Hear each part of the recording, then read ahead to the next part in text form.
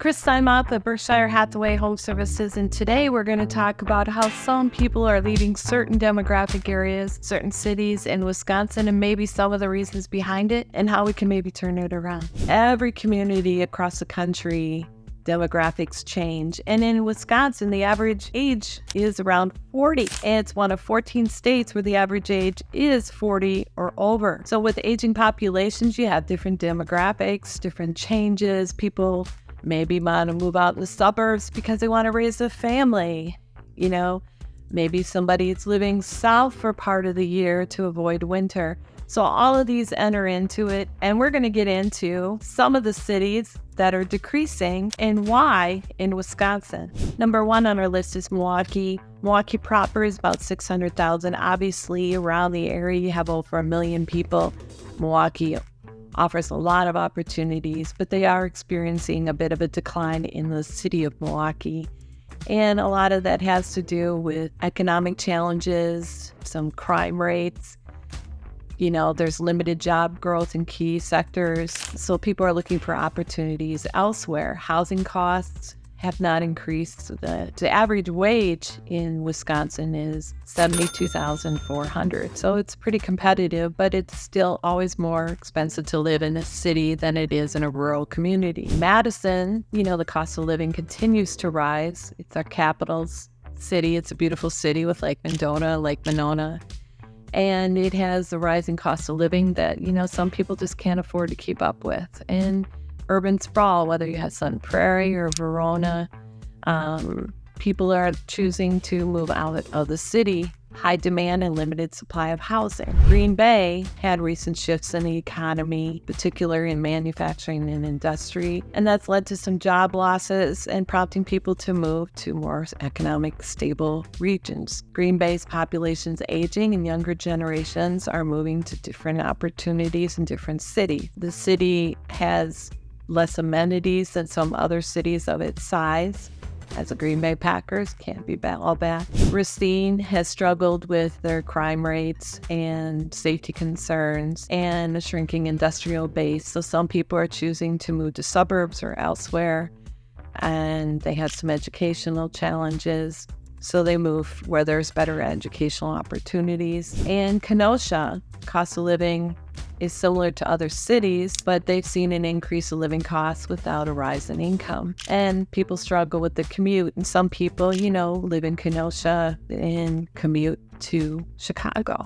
Going back and forth has become burdensome with the energy costs. Housing market pressure, the local housing market hasn't kept up with demand. So in conclusion, some of our biggest cities in Wisconsin are struggling, not unlike the rest of the country, to attract young talent and, grow. Some of them, their suburbs are growing, but the city themselves is not growing. And I think a lot of this has to do with hybrid work environments, people moving maybe home to be closer to family. When they raise their family, they want to get out of a city, lack of housing opportunities, affordability in some of our bigger communities. The important thing to note is, all these communities, they're suburbs and they have pluses and minuses just like any other large city in the United States. And I think Wisconsin is really progressive in attracting new employment opportunities and keeping our schools a focus, which I think will bring people to this state. And you have to remember we're an aging population just like the rest of the country, and we'll continue to work as in the real estate industry, push for affordable housing. Housing is trying to catch up from only 1 in 5 homes being built or built in the first decade. In 2008, nothing was built, and then 20% of the houses were built. Now we're trying to play catch up. And I think local construction and government is working to bring affordable housing to Wisconsin. I think that Wisconsin is great at promoting its schools and looking at education and make it a quality education in the state. And I think it's important that we, continue to attract young talent and keep them in Wisconsin and make it affordable. We're still more affordable than a lot of states. Appleton was recently ranked number 6. We're only 16% of the income was spent on housing. The average home price, is creeping closer to $400,000 in the Fox cities, whether that's Appleton, Oshkosh, or Green Bay. But in the whole state, the average housing price is, as of June of 2024, according to the WRA, is right around $327,000. And if you look at the rest of the country, the average home price is $420,000, $450,000.